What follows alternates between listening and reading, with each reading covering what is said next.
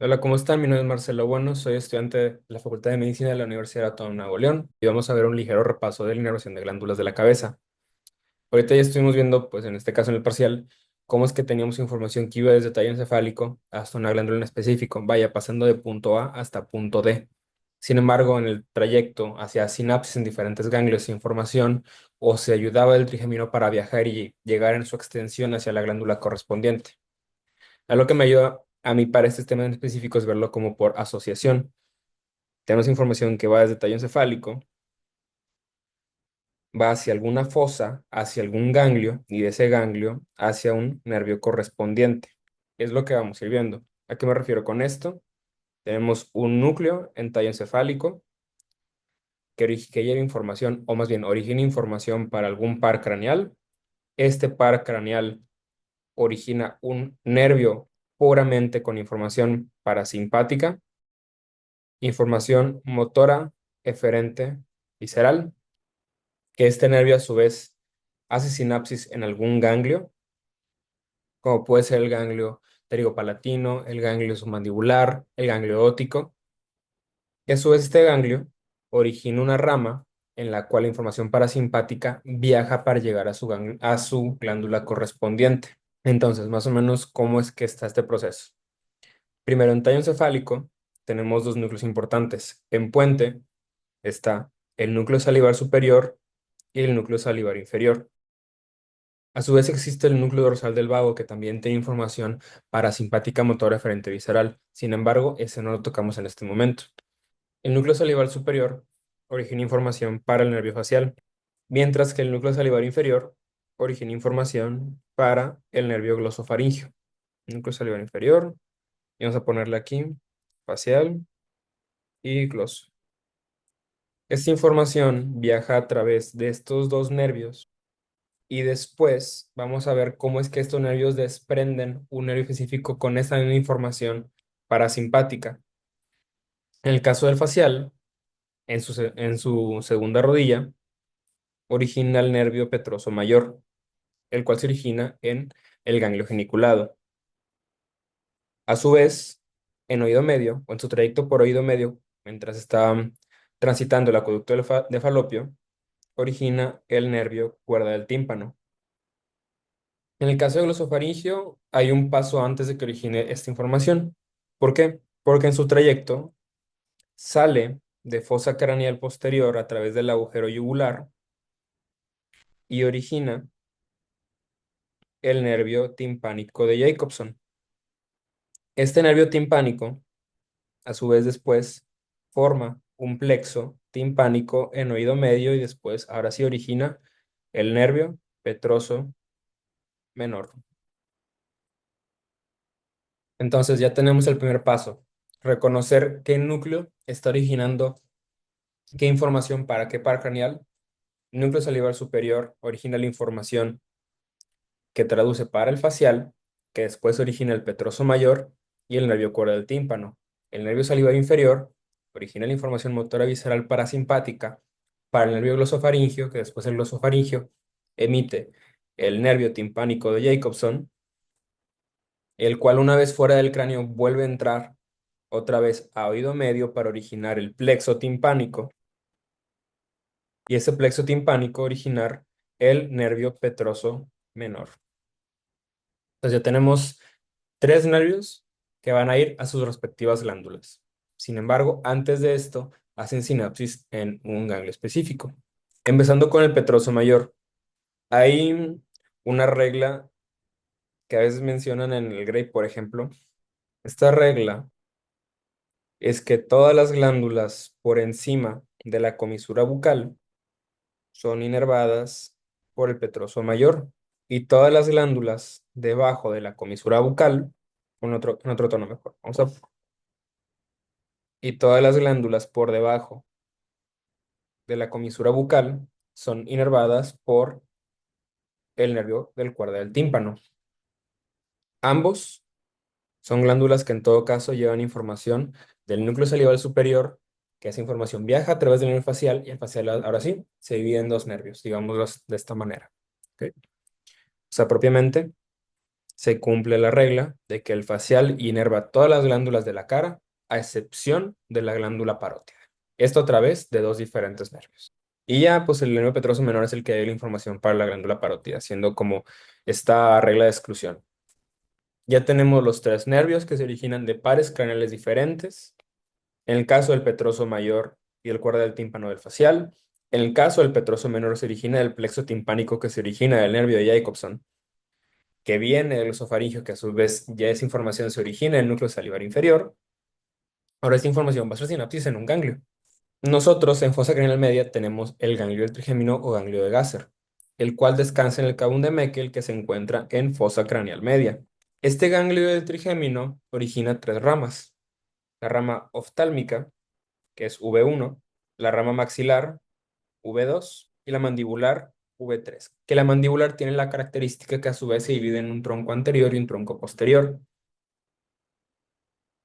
Un tronco anterior de predominio motor con una rama sensitiva y un tronco posterior de predominio sensitivo con una rama motora. Ahora observen cómo es que cada una de estas ramas está asociada con un ganglio en particular. La rama mandibular tiene dos ganglios. Si tiene dos troncos, va a tener dos ganglios. Entonces ya más o menos vas asociando cómo es que tenemos, en este caso para la órbita, que puede ser una cavidad o una fosa, asociada a la rama oftálmica, que a su vez tiene como asociado un ganglio particular, que es el ganglio ciliar, que en este caso no participa en la inervación de glándulas, pero es bueno saber que ahí está, ya que ahí hace sinapsis la información parasimpática del oculomotor, el cual nos sirve para controlar el esfínter de la pupila, a través de fibras parasimpáticas que viajan a través de los nervios ciliares cortos. Ahora sí, ¿cómo es que está este recorrido? Empecemos con el petroso mayor. El nervio petroso mayor recorre fosa craneal media para después anastomosarse con el nervio petroso profundo. El nervio petroso profundo se origina de un plexo que es el plexo carotidio. Este plexo carotidio surge porque hay fibras simpáticas postganglionares que se adosan a la carótida interna. Este nervio petroso profundo, en todo caso, lleva información simpática postsináptica proveniente del ganglio cervical superior. En otro color. Esta información, que ahora es postsináptica, a su vez se origina de los niveles de T1, T2. Sabemos que la información simpática entra a las cadenas simpáticas a través de un ramo comunicante blanco, puede ascender por la cadena y llegar hacia un ganglio cervical superior, como es en este caso. Y ahora si el ganglio cervical superior, con información postsináptica, llegar y hacer sinapsis en el ganglio cervical superior, llegar y adosarse a la carótida interna, originar el nervio petroso profundo, y este nervio petroso profundo, a su vez, unirse con el petroso mayor para formar el nervio del conducto ovidiano. Es entonces donde el nervio petroso mayor, una vez que se anastomosa con el petroso profundo, llega al ganglio pterigopalatino, que a su vez se encuentra en la fosa pterigopalatina. Este ganglio pterigopalatino se encuentra relacionado con la rama maxilar. ¿Por qué? Porque esta después, la rama maxilar, origina nervios para que la información parasimpática, ya después de que haga sinapsis, junto con la simpática, pueda viajar. ¿A qué me refiero con esto? En fosa pterigopalatina se origina el nervio cigomático y ramos nasales. Esta información del petroso mayor llega al ganglio pterigopalatino y es aquí donde hace sinapsis. Y ahora va a viajar por este nervio que ya dijimos, que es el nervio cigomático. Una vez que viaja por el nervio cigomático, se divide en dos ramas. Una cigomático facial, la cual en este caso no participa en la inervación de la glándula lagrimal, y el nervio cigomático temporal. Esta información parasimpática postsináptica proveniente del ganglio pterigopalatino viaja a través del nervio cigomático temporal y se anastomosa con una rama proveniente de la rama oftálmica. La rama oftálmica tiene tres ramas principales: la nasociliar, la rama frontal y la rama lagrimal. La rama lagrimal llega directamente a la glándula lagrimal y le da sensibilidad. Es entonces donde el nervio cigomático temporal tiene la capacidad de llegar al nervio lagrimal y servir como si fuera una comunicación, como si fuera un puente, de tal manera que la información proveniente del ganglio pterigopalatino se mete por el nervio cigomático temporal, después al nervio lagrimal, y ahora sí llega con información postsináptica a la glándula lagrimal. En caso de la información simpática proveniente del petroso profundo pasa lo mismo.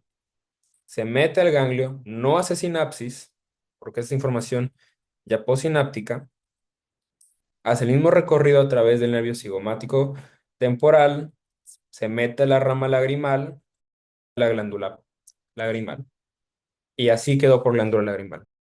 Justo de este mismo ganglio pterigopalatino se originan dos ramos: los nasales posteriores y los palatinos descendentes. En el caso de los ramos nasales posteriores, llevan fibras postsinápticas postganglionares del ganglio pterigopalatino para dar inervación en las glándulas de la nariz. En cuanto a la información simpática proveniente del petroso profundo, viaja sin haber hecho sinapsis en el ganglio pterigopalatino, porque recordemos que hizo sinapsis en el ganglio cervical superior, y lleva la información simpática. Recordemos que la información parasimpática aumenta la secreción mientras la simpática la reduce. Trabajan en conjunto, no es como que una inhiba a otra. A veces una está más activa y la otra está más activada.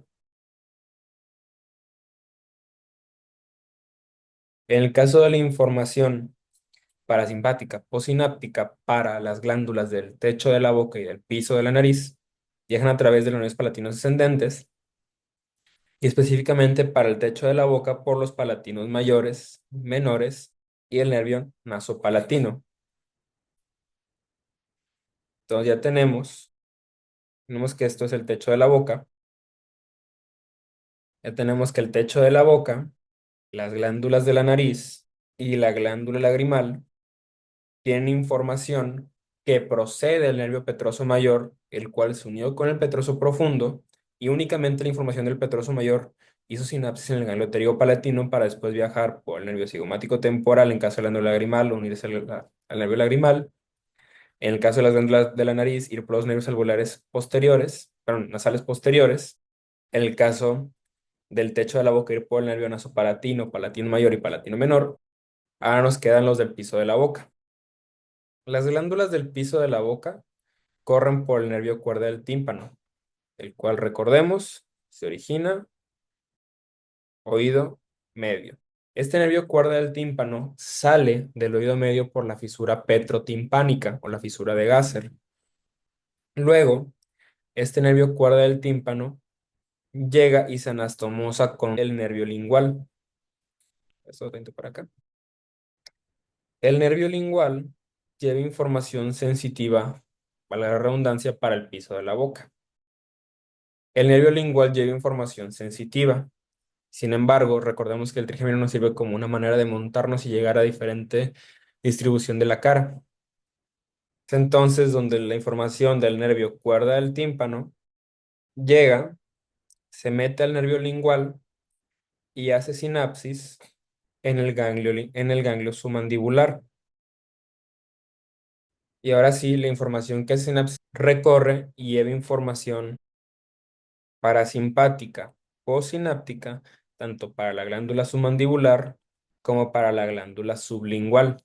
Entonces, la información de las glándulas por encima de la comisura bucal quedaron inervadas por el nervio facial a través de la distribución del petroso mayor, y las glándulas debajo de la comisura bucal quedaron inervadas por el nervio cuerda del tímpano en su distribución propiamente, que ya dijimos que viene del facial igual.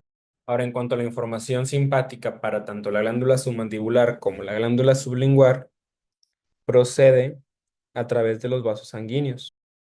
Entonces tenemos la arteria lingual, la cual hay que recordar que proviene a su vez de la carótida externa. La carótida externa, a su vez, como la carótida interna, tiene fibras simpáticas rodeándolo. Fibras simpáticas postsinápticas provenientes del ganglio cervical superior. Estas fibras del ganglio cervical superior, a su vez, provienen de los niveles de T1 y T2. Así súper rápido, recordar que tenemos el sistema simpático proveniente desde médula espinal, el cual origina información, la cual puede entrar a la cadena simpática torácica y de esta manera continuar la cadena simpática hacia los ganglios cervicales y hacer sinapsis. Es aquí donde hace sinapsis y pues ya se mete a los plexos que van relacionados a los vasos. Ahora, ¿cuál es el vaso relacionado que lleva la información simpática para las glándulas por debajo de la comisura bucal? La arteria lingual. Por último, nos queda la glándula parótida. Todas las glándulas de la cara son inervadas por el nervio facial, a excepción de la glándula parótida. Ya dijimos que tenemos el nervio de Jacobson proveniente del nervio glosofaríngeo con información del núcleo salivar inferior, que originan el nervio petroso menor, y este nervio petroso menor recorre fosa craneal media para después salir por el agujero oval. Una vez que sale del agujero oval, llega a fosa infratemporal, donde hace sinapsis. En este caso, en el ganglio óptico. Esta información parasimpática ahora viaja por una rama.